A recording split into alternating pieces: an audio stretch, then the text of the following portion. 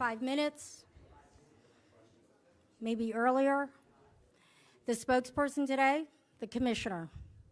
I think by now you all know how to pronounce his name and you know how to spell it. Is that correct? Okay. Oh, God.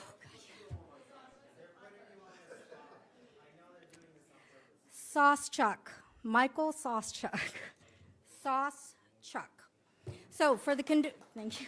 For the consideration of the deaf victims and their families, we're requesting that the ASL interpreter, who will be here, is in your camera frames. Please do so, because we have people in Maine and throughout the country who are watching this. So thank you very much.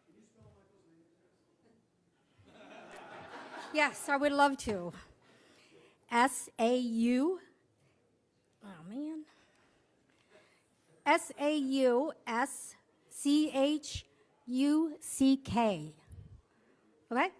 Thank you all.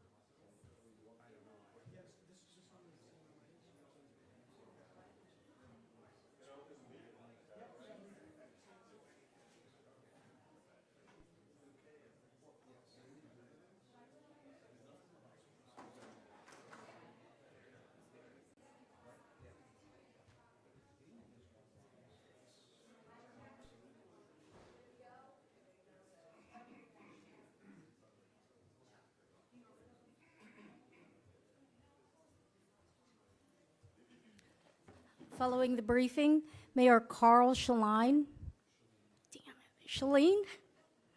will be making a brief announcement. He's the mayor of the city of Lewiston. Thank you.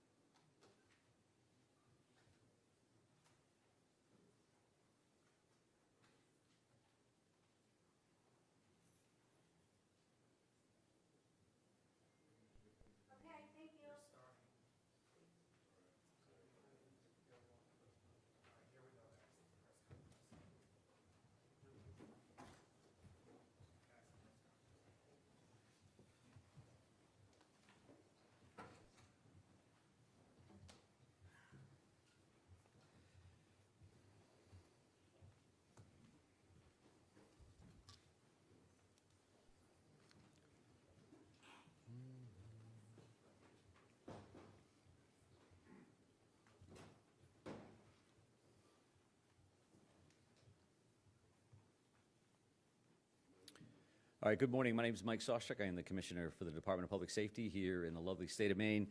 Thank you very much for joining us. As I stated yesterday in the afternoon conversation, for the consideration of the 4 deaf victims and their family, we are requesting that the ASL interpreter is in all frames for language access here in Maine and the U.S. They are grieving and have a right to know the latest information in ASL. Thank you for that. All right, we do appreciate your patience and your professionalism. I know you've been with us now for a few days away from your families, tucked in here with Lewiston, working with us. So we're going to go ahead and kind of focus again on the operational side of the house. It's intended that I'm your only speaker for this morning.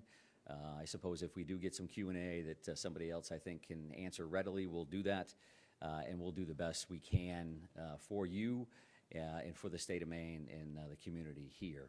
So I do want to start right at 7:45 last night when Mr. Card was located deceased from a self-inflicted gunshot wound, and that did occur at the Maine Recycling Corporation, and that's at 61 Capitol Ave in Lisbon. And we're going to try to put that right up here on the screen. The audio visual is a little better than the chalkboard we had on day one. So this should show a map, a Google map location of where the Maine Recycling Corporation is located at. And I wanted to show this. This is the primary reason that we're late, because we were trying to get this switched over from Google Maps to something that you could utilize. So when you look at this, there's a triangle here. That stop right there. Yeah, exactly. That triangle is, in fact, the Maine Recycling Corporation. And if we go down across Capitol Avenue to where that circle is, that's the overflow parking location where he was found deceased in a trailer. So, and I think that's important because we were asked some good questions last night that we did not have the answers to at that point. So that particular location was cleared twice previously, and it was cleared in that triangle. It was cleared where the business is located, and that was cleared by Chief McGee and the Lisbon Police Department and individuals there earlier, and a joint or a combination tactical team later in the afternoon. The owner of that facility did a great job because he was like, you know, this individual knows the property. He could be tucked in the back of one of these trailers because they're full of recycled metal and all this stuff. You could crawl over the top. Well, we cleared the trailers. We cleared trailers that are there on that business footprint. Nobody had any idea that across the street, across Capitol Avenue, there's an overflow parking lot, which is the Recycling Corporation property. So the owner was very diligent to say, well, did you clear those trailers? Well, what trailers are you talking about? So then the follow-up is with the tactical team commanders to say, okay, tell me exactly where you were at. And then they were doing the same thing. We were looking at our timeline. We cleaned trailers. We didn't clear those. Let's go back. So the Maine State Police tactical team ultimately were the ones that located the body within one of those trailers. And this is a tractor trailer style. You know, you picture that 18-wheeler. This is what a trailer would look like. A box trailer is where he was located, right in the back of that. Some of those trailers are locked. Some of those trailers aren't. So he was found inside one of those boxes that was unlocked from the outside. And that you can probably picture that from just your experience on the street, right? You've seen those kind of things before. So that's where we found the body last night. A little bit of updates in that regard. We're going to be there probably through the end of the day, making sure that we process that particular scene. And we'll also be at the bar and grill and the bowling alley probably through the rest of the weekend. We're currently working that now, and we will definitely be working that tomorrow. And at this point, that is heavily resourced by evidence response team members. So ETs are processing physical evidence at those locations. Again, as we've discussed, there's a reason for that. That's a lot of material still there to work with. So we expect that we'll work through the weekend there. I would also just tell you that the behind-the-scenes stuff is a very intensive manhunt, an incredible amount of resources invested. Once he's located last night, truth be told, we got some people some rest. hopefully you got some sleep last night. So we sent some people home. They're back in this morning, all in for today. We're going to send them back to get some rest tomorrow. They can see their families and be back in on Monday, the entire team, to include our partners, which I am going to take more time today to make sure that I acknowledge everybody that I can. So they'll be back in on Monday to continue their work, whether it's scene cleanup, continuing to do interviews. Overall, we received 821-ish as of a little while ago, tips and leads, so we continue to work those. The digital tip line, that video tip line that you were so helpful in putting the information out on, ultimately we're at 197 of those leads, and that's information that was uploaded to that system. Got about a dozen or so search warrants that are completed, so signed and impounded meaning that you wouldn't have access to them at this point. But given the circumstances here, right, because we don't envision a trial of any sort for anybody that's involved here, the release of information I would expect after those affidavits, that impound is pulled, there's going to be a lot of information that's going to be there for you down the road. Again, we'll try to do the best we can today now that that piece of this event is done and he's been found. We're certainly able to answer additional questions. Everything we say can be interpreted by a suspect. They just said this about me, I'm going to go do that. And again, based on the violent nature of what occurred here, the traumatic incidents that occurred here in Lewiston, we were certainly concerned right into the last second that we didn't know what this individual was going to do next or where he was going to do it. So we need to be very cautious about that. We also need to be very cautious when you talk about trials, one information. So Mike's at the podium and he said this, and then at trial, 2 years later, they say, well, didn't you say this? And now you think this because you found it in a cell phone. All those things, we need to make sure that we're not being prejudicial for trials and for the court process. So again, from our end, about a dozen or so of those warrants, and everybody will continue to work on that. I think there's some additional information that I mentioned I was going to speak to you about today, and that is the addition of a family assistance center. And that family assistance center is going to be located at the Lewiston Armory at 65 Central Ave, right here in Lewiston, so 65 Central Ave. And that's intended to be a one-stop shop kind of thing, one central space for victims and their support persons to gather so that they don't have to make multiple stops for multiple different agencies to seek assistance. Now, this particular location is open for individuals who were present at the shooting site. So whether you were victim, physically stating that you were injured during this event, or you were there and traumatized, in either one of those situations, the Family Assistance Center will be a good spot for those individuals to go. I will say that this is probably, again, common sense, but the media will not be allowed to enter the Family Assistance Center. We want these folks focused on healing, not on, hey, am I in camera? What are people going to think? I don't want anybody to know I was there. So if you could do me a favor and help me out with that, that would be greatly appreciated. Now, that's the Maine State Police are working with the Maine Attorney General's Office, the Red Cross, and the FBI Victim Services Division, who have been incredible, and they're opening that space. That space actually opened this morning at 10, and they're going to be operational for the foreseeable future from 10 a.m. to 7 p.m. at the Lewiston Armory at 65 Central Ave. A separate location or a separate site providing mental health assistance, and that's going to be located at the Ramada Inn here in Lewiston, and that's created for the larger community. So again, as we've discussed, you have the scene, but the entire city is a scene, right? People that are traumatized, I know somebody that knows somebody that knows something, or I walk by that, I've been to that bar before, I bowl there, that wasn't my night. But you want to talk to somebody about that. That's going to be at the Ramada Inn. So you're not necessarily a victim, a specific victim of what occurred, or somebody that was present when this occurred. And I mention that, and I mention that in this setting because as these things evolve, we have an investigation, and now this will slowly evolve over to a wellness and a resiliency conversation for the community and for the victims and others. And that's the information that we want to make sure that folks are getting so that they can receive the help that they need. I would also say that once we clear these scenes, and I want to make sure I acknowledge this individual. A Mike Halloran, who's a retired law enforcement officer out of Mass, owns a trauma service cleanup company. And Mike gives us a shout and says, you know, when you clear those scenes, I'm willing to come up and donate the services of my company to clean all of these crime scenes, which, as you can imagine, or probably can't imagine, is an incredibly traumatic process to begin with. So we clear the scenes. We have all the evidence that we need.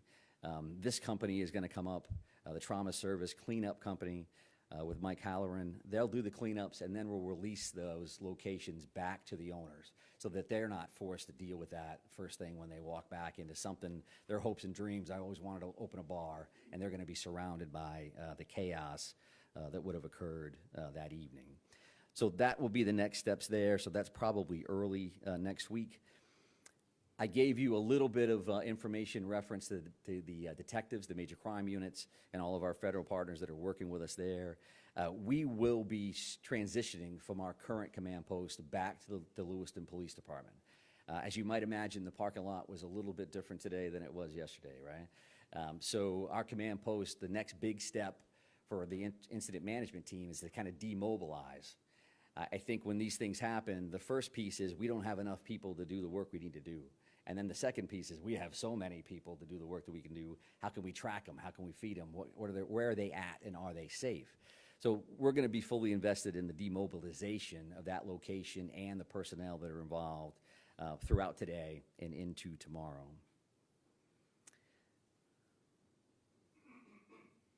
So I do want to touch on a couple other questions that have been asked along the way. And with clearance from our prosecutors and our detectives, we're certainly more comfortable answering now based on the current outcome of what happened last night.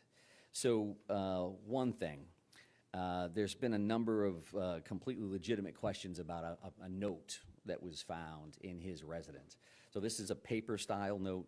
I'm not going to read it to you verbatim, but what it is it's a note to a loved one, and is saying that this is the passcode for my phone, this is the bank account numbers, and I wouldn't describe it as a explicit suicide note, but the tone and tenor was that the individual was not going to be around and wanted to make sure that this loved one had access to his phone and whatever was in his phone. We're working on that now to get into the phone. That's one of those search warrants. That's one of those very specialized skill set that our folks have. And then the bank codes to make sure that that happens. That's not uncommon in suicide situations. You get long loads, you get very set up scenarios, but that's something that you asked about, and I do appreciate that. And again, we can talk about that a little bit more now. There was a firearm found in the white Subaru station wagon. That was a long gun style. I don't not have the make and model. You could ask me, is that an AR-15 or is that a this? I don't know that. But I was asked yesterday specifically, did they find a gun? Did we find a gun in the car? And we did. And that was a long gun, and to my understanding, that was the only firearm that was found inside the car at that time. I would expect, again, based on the investigation and the outcome, that when these impounded affidavits are released, there'll be search warrant lists, and they'll have all kinds of stuff. What did we find, and how many of this, and how many of that? So that'll be much more detailed. So did you find guns in the house? Did you find guns on him? So that is something that we've been asked about, and I wanted to make sure that we covered that as well. Another question that I've had some conversations around this morning. You know, if you talk about is there a motive here, right? I think clearly there's a mental health component to this. We still need to do some research around trying to get access to certain records and things of that nature.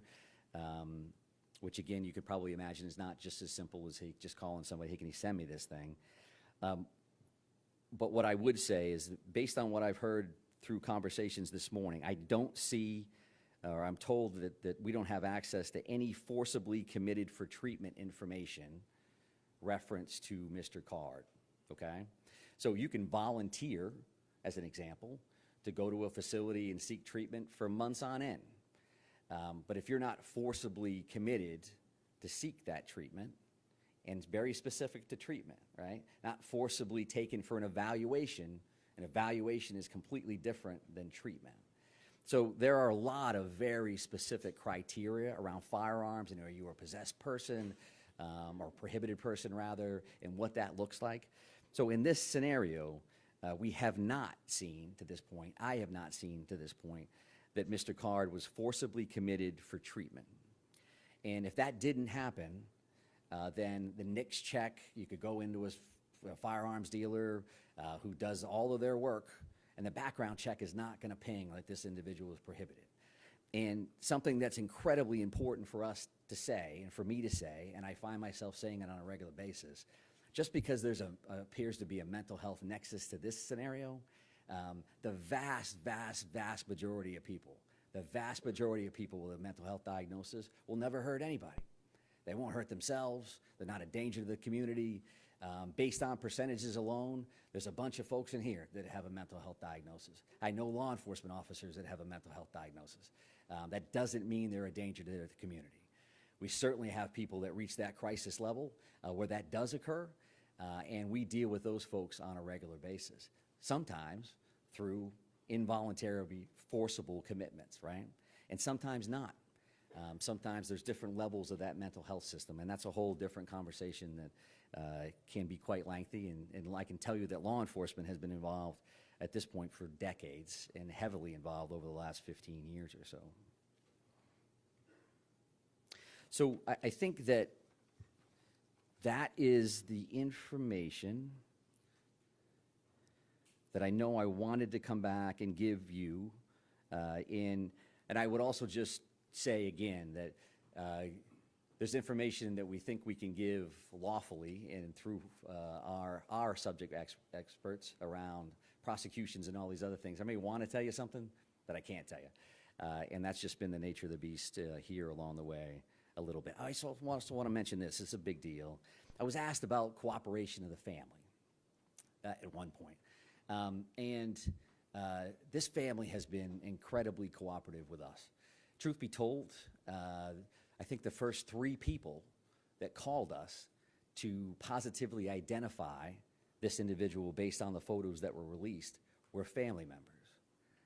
And unfortunately, what happens in a scenario like this is that this happens, they're connected to this family, and that family has taken a great deal of grief, to include threats, people hanging out at their houses, and saying, do they know? Is it their fault? Are they enabling? All of those things. Our investigation would have been incredibly, it would have been detrimental if they didn't come forward immediately to let us know who this individual was. And how difficult a decision is that to make when you've lost this many people? It's not that difficult, but you can imagine that my family member was involved in that traumatic event, and I want to let people know. So that they should be acknowledged in that.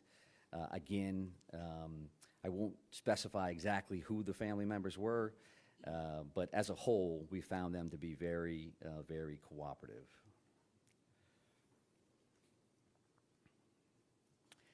I will also state that, from an after-action perspective, you can imagine that all of the law enforcement officers, the various agencies involved, the rest of the public safety world, we will be having a number of after-action reports, lessons learned. We don't want this to ever happen to anybody ever again, but we've learned a lot as a state from other communities around the country where this has happened, other communities internationally where these things have happened. And they put out best practices, and this is what's happened, and what are we going to do next? So I would expect those things to continue. None of the entities that are involved in that, certainly not the Department of Public Safety, are regulatory authorities. Like, hey, we have the authority over what happened over here, and we're going to act on that. So there's a time and place for all of those things, to include that mental health system. There's a military component. There's all those different things which has their own networks to regulate and make sure that they're checking their own processes, and I think that's rightfully so. So I think what I want to make sure I do, and I want to make sure we switch that screen back over to that victim screen to make sure that we all remember why we're here and why we do the work that we do. And I also want to state that, because I think when we leave here today, I'm not expecting future briefings or anything else, and I don't want to leave our partners out of this. I've discussed them every time we've talked. But if you talk about Chief McGee and the Lisbon Police Department, all the work that they've done, the strong focus on Lisbon, it kind of morphed over or Lewiston, and it kind of morphed over to Lisbon with the finding of the vehicle. But Chief McGee and his team and his community have really, really stepped up across the board, and they deserve a lot of credit as a strong partner of this entire thing. And you know, the New Hampshire State Police, I can't tell you, I mean, that helicopter was floating over us very, very quickly, and there is New Hampshire State Police and tactical teams and detectives, command staff members that came to us immediately, you know, across the board. From our federal partnerships, you know, what happens in these is that everybody's got incredibly long titles that are accurate and they mean a whole lot. But when you talk about the ATF, you talk about HSI, you talk about DEA, you talk about the FBI, you talk about, we're down to first name deals, right? So you talk about Kevin, you talk about Jim, you talk about Mike at HSI, you talk about Jody. That's who we are now, right? And it's going to be valuable in the future to have that first name basis in case something else happens, you know, across the board. And certainly, the Maine State Police as the lead major crimes and investigators on this scenario have been in the forefront of this since the very, very beginning. And, you know, whether we have our elected officials here from various communities, we have IF&W, my fellow commissioner, Judy Camuso is here. Let's not forget that hunting is open today. I want to make sure that we discuss that for sure. And I guess I would just close on that, on the acknowledgement again of Chief St. Pierre and the work that him and his team have done. They've made their community proud. They've made the state of Maine proud. And we're lucky to have them as part of the Department of Public Safety. So with that in mind, I'm going to try to do some Q&A. We'll see how this goes. I wrote myself a note. I'm supposed to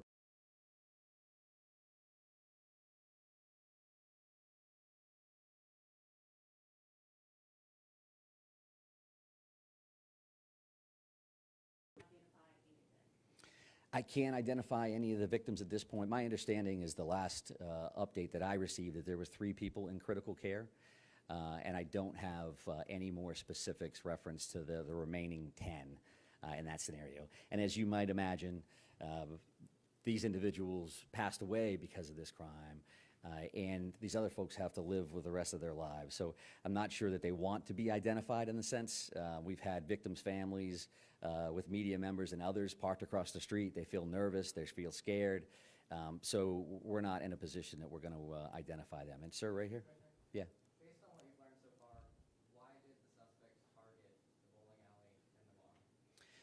I would say that the mental health aspect of this, there's a piece of that where there's paranoia, there's some conspiracy theorist piece that I think what I've read and what I've seen is that the individual felt like people were talking about him. It may even appear that there were some voices in play here. And we don't believe that any of that is accurate. And I think that led him specifically back to those 2 specific locations. And it also led us to, where's he going next? He used to work here, he used to be there, and what's that going to ultimately look like? So I think that's a valid question. Right here? Well, Commissioner, can you go back to the recycling center? Yeah. What was the suspect's connection to that facility? Was he a former employee? There was an employment relationship there at some point. I don't know if he was currently employed or not. And I don't think I'm in a position to answer that. I would kind of lean towards the business owner, and he's been part of this very forthcoming that got us back to that location to check. So I don't want to speak on his behalf of exactly where Mr. Carr's or what his status was at the end. How long was he deceased? I don't know that yet, and I think that comes down to the autopsy in many ways. They say, you know, he passed away of this, cause and manner of death, and then they'll be able to give a range of some sort of how long he's been passed away, but I don't know how exactly tight that's going to be. But, sir, did you have a question? Yeah. That was the one. All right, perfect. It's a twofer. Yes, ma'am. Discovery of the body, if there's apparent self-inflicted gunshot wound, the condition of the body when you found it, the actual discovery of finding them in that trailer? Yeah, sure. So you know, from a discovery standpoint of the status of the body itself, when you're talking about a few days, there's not a great deal of decomposition in that time frame. So it was a self-inflicted gunshot wound. I will tell you, there was a couple of firearms found at the scene. I won't be able to tell you exactly what that was. The one picture that I saw looked like he had the same sweatshirt on that he had the picture that we put out at the bowling alley. That's appeared to be the sweatshirt that he was wearing at that time. He was found closer to the sliding door component of the trailer, so he wasn't buried back further. When that happened, you know, when he took his own life, I don't know the answer to that. And again, we'll probably have a range-ish from the medical examiner's office, but not something I know right now. Right here? Yeah. Can you help us understand anything that you know about his movements, how he was able to evade so many law enforcement partners for the amount of time that he was? Yeah, super question, right? So again, a bit of an anomaly from a scenario, right? We have two locations. He escapes both, parks his car someplace else. I want that picture to stay up there, but if you looked at that Google map, from the Lisbon location, but I'm going to screw up the boat launch terminology again. What is that again, Ryan? It's the Spanish River Bridge boat ramp, which is the entrance to the paper mill trail. So that trail actually runs from that boat launch all the way along the Androscoggin River, and you can see it on that Google map. So that comes all the way down along the river, and then that overflow parking lot is there, again, next to a business that he's familiar with as well. So there is a natural connection. Is that planned? Is that not planned? Is that a location of convenience? I don't know the answer to that, but that's kind of how that went down. But right in the back, ma'am? So, going back to these maps, so you mentioned previously that sort of triangle section had been searched twice before. Yeah. But he was found in that sort of overflow parking area. Had that area specifically been searched for before? No. No, it had not. Yes, sir. Thanks very much. You just said, I think, that two firearms were found with his body. So can you just clarify, does that mean there were three firearms on his person? One found in the car and then two on his body? Yes. One in the car, two on his body. And can you give us any details? The one in the car, you said, was a long gun? It was a long gun. It was a rifle of some sort. I don't know And the make and model. the two with his body? I don't have that information. They're still working that scene right now, so that's not something I'll clarify for now. Right here, ma'am? I'm going to kind of work my way. I'm going to try to get to everybody if everybody's cooperative, and we'll try to get as many as we can. If any video, or you saw any video of the suspect playing cornhole at the bar? And I just read my note that said repeat the question, which I haven't done yet. So could you ask that one more time? Can you confirm that you've seen video or there's video of the suspect playing cornhole at the bar? So is there video, or can we confirm that there's video of the suspect playing cornhole at the bar? No, I have not seen that. There's a lot of video yet to view from the locations, as well as those 197. I don't know how often this individual frequented the bar. If there's a timestamp on when that would have occurred, I don't know the answer to that at all. I think that there's a connection to all of those locations. I think both of those spots. I will tell you from a community standpoint, a lot of people in this community were familiar with both spots, right? So this thing happens, and everybody's like, I was there once before. My family visits that spot. So there was a lot of that was going on, and I do believe there's a connection, as if this gentleman had been in both of those spots. Want to give it another shot, sir? Yeah, I got another question. We haven't talked a lot about what he was doing in the hours leading up to the shootings. Did he case the locations at all? Was he driving around? Can you shed any light on that? So we haven't focused a lot of time on the time frame leading up to the crimes themselves. And no, I really can't flesh that out. I do think that what happens from here is those neighborhood canvases, and we say, okay, so this happened. We know this call came in at 6:56. We know that call came in at 7:08. Can we follow that suspect vehicle, that white Subaru station wagon? Can we track that with video in 100 different locations? I've seen those ring cams, convenience store, someplace out front, and then can we time gap that so we know exactly what happened, and then we left this location in that car. We know somehow we ended up at the boat launch. Can we try to figure out what that looks like? So I don't have any information. Was he casing the place that day, or clearly he had some knowledge of these locations previously, however? I'm assuming you're looking into that. Of course. Yeah, absolutely. That's part of that. Again, he's dead. We know where he's located at. We can start working with our victims. We can also start digging in on all of these other things. But, sir? Yeah, so did you say that you don't know of any forcible mental health visits, or there were not any forcible? There's none that I'm aware of. We've had people check that have told me that they haven't found those. So if they exist, I'm sure we'll continue to dig and try to find them, but I haven't found them. So if we follow to that then, Yeah. we're learning there may have been from a local source high up in law enforcement that we have. If you found that the yellow flag law should have been enacted, how will you hold those responsible?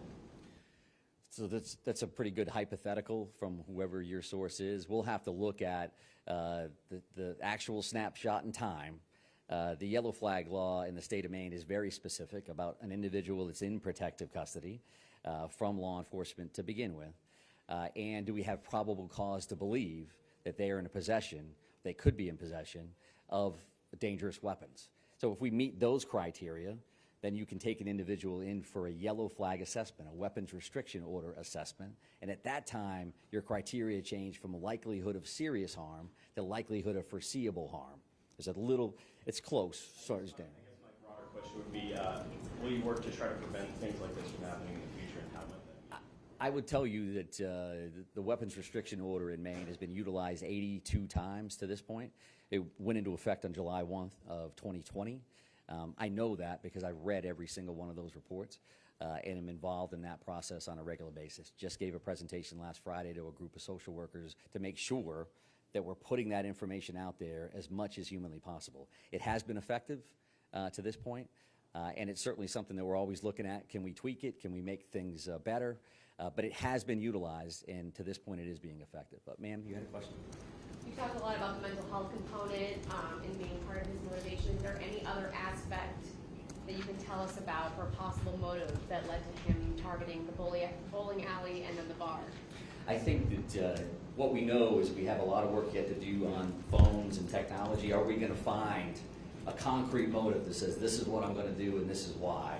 At this point, we certainly know that there's a strong mental health cloud over this, what happened, the two tragic scenarios at both of those locations. We know that there's definitely a mental health nexus to that. Specifically, is there another reason? When you talking about paranoia, you're talking about individuals in crisis. There's a lot there. What was actually happening versus what they perceived to be happening. So all those things are definitely on our radar. In the back, ma'am? Yeah, what was the status of your search before you found the body? Did you have other leads leading you to this parking area, or was it just the owner of the recycling center saying, hey, and when did he tell you guys to look in that parking lot again? And then can you also confirm that you believe he walked the trail to the parking lot from the boat ramp? So the two questions there, did we have additional leads, reference to the overflow lot where he was ultimately located, and can we confirm that he walked? Number two, we haven't found a vehicle or any other bicycle or there's no other information to lead us believe that there was anything but walking down. I suppose something could happen to lead us in that direction. So there's whatever that is, 800 and something leads and tips. The primary reason that we were back in that location is because, I will say this, from a community policing, from a relationship standpoint, the owner of a business calls his police chief and says, hey, I want somebody to make sure that they're clearing that. That's good cop 101, right? They have an automatic connection with somebody in your community. That's why the additional follow-ups occurred.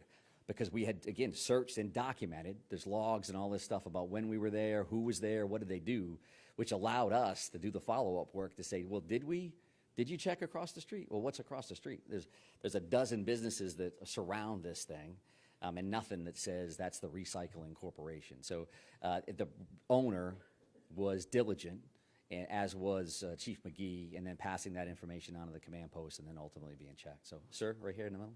Yeah. I wanted to ask about the use of canines in that exact location. Were they used to try and pick up his scent before he was found in that trailer, like just the day sitting out? Yep. What location, I don't know the specific answer to that. I would think that they would be, but I don't want to guess. Canines are a standard part of, we lost somebody here, where did they go? We have tactical canines that are attached to those various teams. We have a lot of great dogs that are out there working the streets. So I don't know the answer, but I can only imagine from a best practice standpoint, sure, that of course they would do that. Did you have another question? And I'm gonna. I did. Can you clarify whether you guys have found anything that would confirm that this was premeditated at all? And if you have, then what was it that you made us say? We have not. There's been no additional information. However, we know that there were two specific target locations. He did go one to the other. He ditched his car in a specific spot. Again, maybe we'll find additional information in one of these devices that says, this is what my plan was. All we can do is look at what actually occurred. So there's nothing there. How long was it planned? What did that look like? I don't know that right now. Ma'am, did you have a question in the back?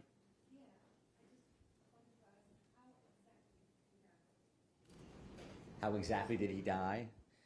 So the question was, how exactly did he pass away? And that was a self-inflicted gunshot wound. Is the apparent reason for his death?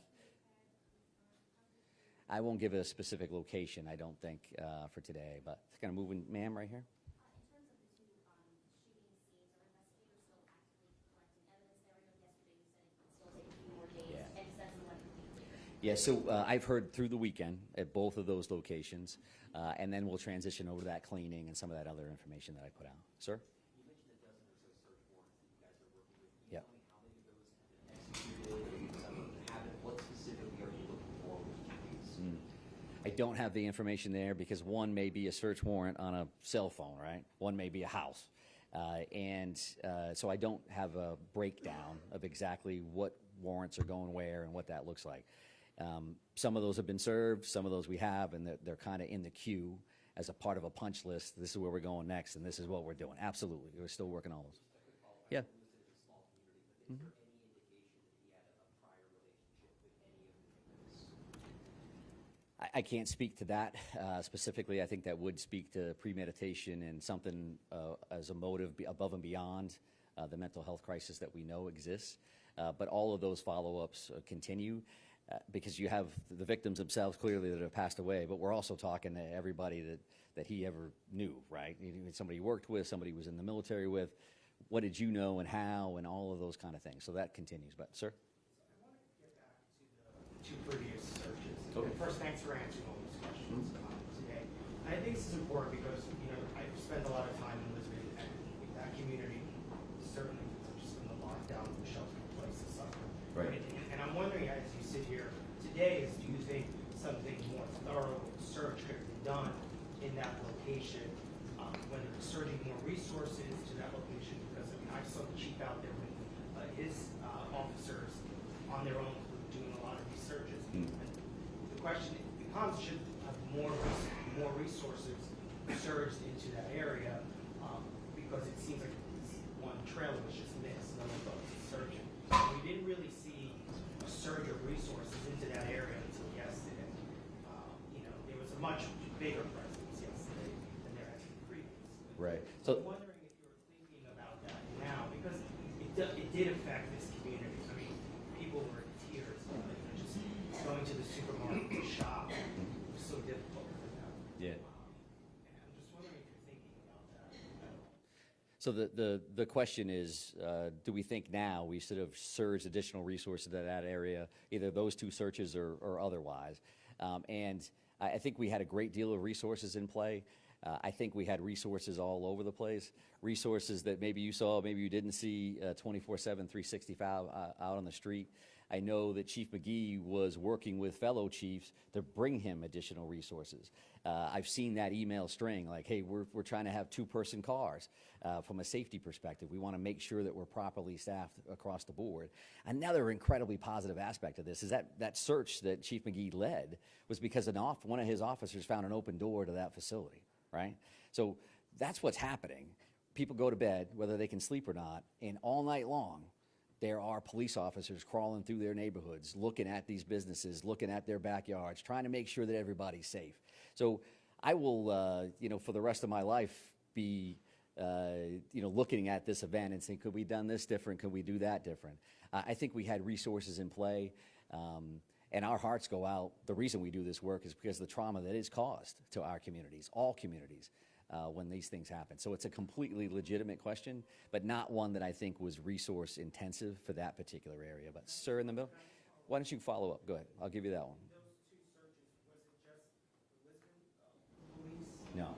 Or did you have other officers? Yep. Oh, so you had other officers? So Chief McGee led that one search, and then there was also a combined tactical team that did an additional search.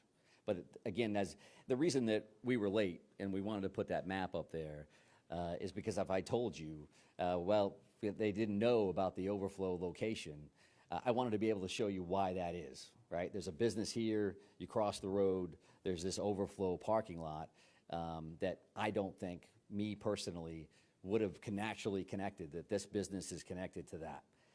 If it's all in the same lot, because these tactical team commanders, as an example, well, did you check trailers? And the answer is, yeah, we checked the trailers that were there. And then the owner, again, being diligent and knowing his property, said, well, did you check those trailers? Which trailers? Well, the ones across the road, down here across Central Ave. And the answer was, no, we didn't go over there. That's not what we were there to do. So I think that they did their due diligence across the board. But sir, in the middle? Thanks for your time. Sure. I guess two things I wanted to ask you. In terms of that note, is there a timeline on when you think that may have been written? Is it that day before you proceeded to the shootings? And then secondly, on that trailer, do you think he may have been in the woods and then doubled back there? Legitimately missed, first time possibly because you didn't check, but maybe he wasn't there? So I think two different questions there. One, reference to the timing of the note, and then how he got to that trailer, when he got to that trailer.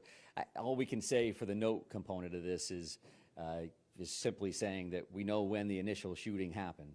I think as we try to backtrack through his day, which was an earlier question, can we identify where he was at a certain time in comparison to the shooting at 6:56, and then know in the middle. So he must have had it there at some point. Maybe there's a technology piece of this. The phone stopped moving at a certain spot. Maybe there's going to be additional information there. And when he went to the trailer, how he got to the trailer, I would like to think that we're going to get some additional information there, but I haven't seen it yet, and we're going to continue to work it. So, yes, right here. Did Mr. Card have any prior interaction with law enforcement in the area in the days, the weeks, the months leading up to this tragedy? Somebody has told me that there was an OUI investigation from like 2007, but I'm not going to go in depth because I don't know enough about that. I don't want to lead you astray or give you the wrong information. And that question was reference to interaction with law enforcement as well as criminal history. But, sir? Sure. Question for the ATF. Can you either tell us or tell the commissioners, if he can tell us the make and model of each of the 3 firearms that were recovered and whether Card obtained them legally? So I think that the reality is that we'll have that information as part of the search warrants and as part of the investigation. I don't have it right now. That's my failing, not the ATF's. So I won't need the ATF to tell us what the make and model is. We will go to the ATF, however, to say when were these firearms purchased and who purchased them. And we'll know that initial component. That's a standard check that law enforcement do every time that a firearm is involved in an incident or a crime or anything else. I appreciate it. So Yep. the ATF is standing behind you. They can give you the same exact answer if you like. Would you like to answer that? So as far as the firearms, as far as I don't want to misidentify models or makes, but what I can tell you as far as the firearms that have been recovered, they do appear to be purchased by him. It's legally purchased. 10 days before this incident, we have some information that you purchased it some days before. Yes, some days before. There's been a number of firearms that have been recovered as part of this investigation, and some of them have been purchased very recently, and some of them years and years ago. Yes, sir, right there with the hat. Yep. Just a quick question. How many trailers are in that overflow lot, and do you know how many were locked and unlocked? So it's 55 or 60 trailers that are parked back there, and I don't know how many are locked versus how many are unlocked. Yep.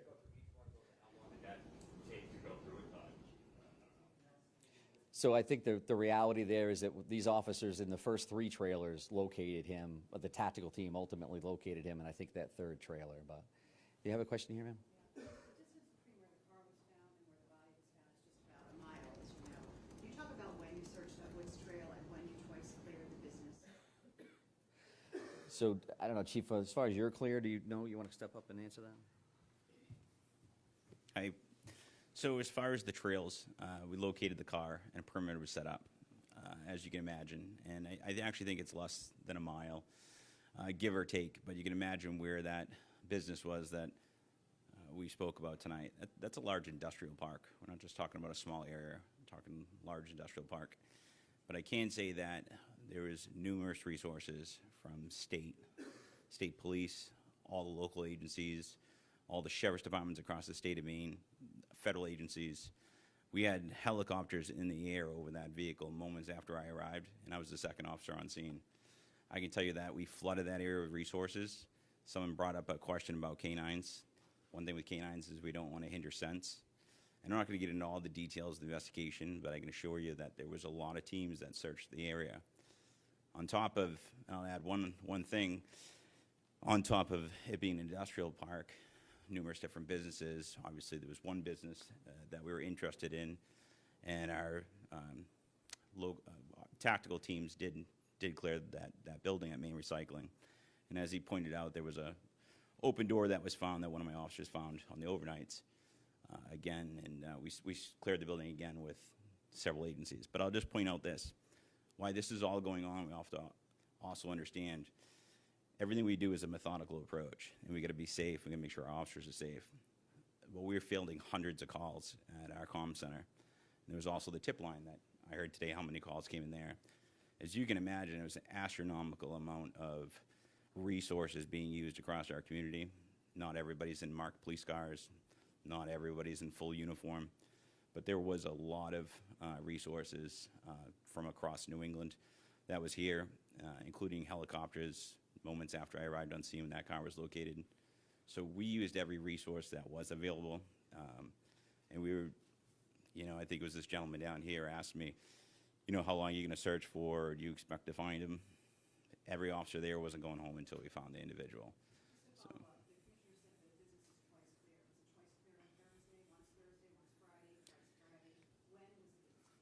So Maine Recycling was cleared Thursday. It was cleared on Thursday. And then my officers, trying to think, I had like 3 hours sleep over the course of a few days. But it was in the middle of the night. I'd say it was 2:30, 3 o'clock in the morning. My officer found it, and we activated everybody to go to that area and got other resources. I was in constant contact with the state police tactical team throughout this. I was in constant contact with Lieutenant Keaton from the state police, did an outstanding job. Greg Roy from Maine State Police, outstanding job communicating information back and forth. My hat's off to the state police, because direct communication to me on my cell phone was great, and it was a coordinated effort. Everybody standing behind me from the federal level, Homeland Security, FBI, ATF, there was boots on the ground throughout the whole thing, assisting our agency. We all had a common goal to find him. It took 2 days, but we found him, and everybody could sleep good last night. So. Just to clarify, searched on Thursday, then after midnight Friday? Yeah, I can't remember. It would have been, I can narrow down the timeline. I don't want to give you the wrong timeline, but it was hours after. It was in the middle of the night when they found it. So, yeah, that would be about right. The business owner actually called our agency. We ended up speaking to him. I followed up with him. I have spoken to him. Yes, that is correct. I have spoken to him. He did reach out to us with that information. Correct. Not trailer. I mean, he's got an overflow lot of 55 to 60 trailers full of crushed up plastic and metal. This isn't a lot that's just all empty trailers. So I'm not going to get into more of the details on that. I mean, realistically, right now, we should all be really thinking about the victims. We also should be, the suspect's family as well. We're very forthcoming to law enforcement. But, we have all our national news and media partners here. And this tragic event that happened, that hats off to Chief St. Pierre and his agency. But right now, we want Maine to be remembered as the community that came together after this tragic event. I was on my way in this morning to this press conference, and I'm driving through Lisbon, and I see people walking the streets, people sitting on their porches, people waving thumbs up. It's what community's all about. So I'd say, I'm not going to say too much more at this point. I'm going to put it back over to him, but moving forward, we just be thinking about the victims. Thanks. Do you know about Students be going back to school starting on Monday? Will there be additional resources there? And lastly, is there going to be a heightened security presence in the town for the next few weeks? And to add to hers, is there any resources? One at a time. All right, so first, answer your question about visuals. I do know of one that at 6 o'clock tonight at the Rumbo site in Lisbon Falls, there's going to be a candlelight vigil being held there in Lisbon to remember the victims that tragically killed in Lewiston. As far as school, I'm still in communication with the superintendent of schools. I don't have an answer for you on that yet. And what was your other question? The other question was, is there going to be a heightened security presence? Yes, yeah, we have multiple extra officers on, yes. Your department, well, all of you all's department, you guys put in a lot of work. How are you all doing? And what resources are made or going to be made available, if any, for the people who are working on this case for days on end?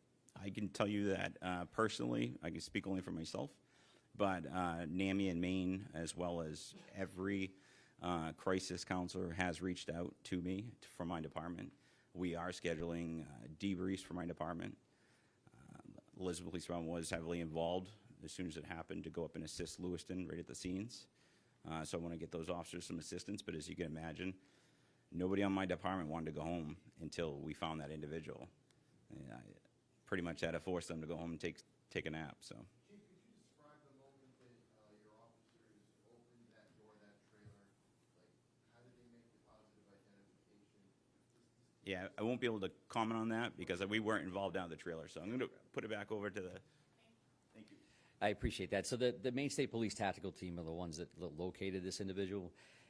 And again, because of the appearance, the facial hair, the clothing, the circumstances, they were communicating back to Major Crimes, who was communicating with the Attorney General's office, the medical examiner's office. What are we all comfortable with in order to ID this individual positively and say, so we could come and say that this individual has been found and he's deceased and this is how he passed away. So that part of that identification process is pretty standard. And that's the process that we followed here. As soon as we knew that, the very first call that we made was to Chief St. Pierre to notify him that, again, that next level can occur. I'm going to take one more question, and it's going to be from you, ma'am. Understanding that there have been no enforceable commitment to any kind of mental institution, can you tell us anything that you know about voluntary self-commitment that he may have? So the question is stating that there's no forcible commitments. Do we know of anything that's on the voluntary side? I know that we're seeking records and we're trying to determine if, in fact, that happened, what did it look like. There are reports out there that it did involve the military, his military unit.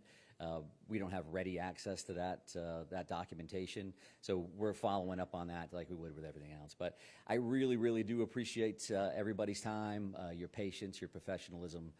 Thank you for taking care of our community. Thank you very much. Take care.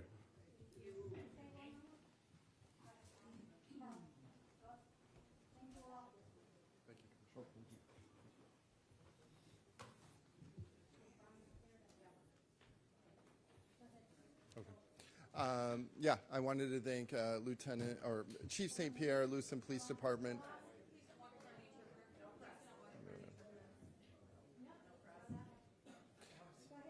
I wanted to thank Chief St. Pierre, Lewiston Police Department, Commissioner Shashchuk, Maine State Police, and all of the state and federal agencies that helped us through this. Thank you all so much.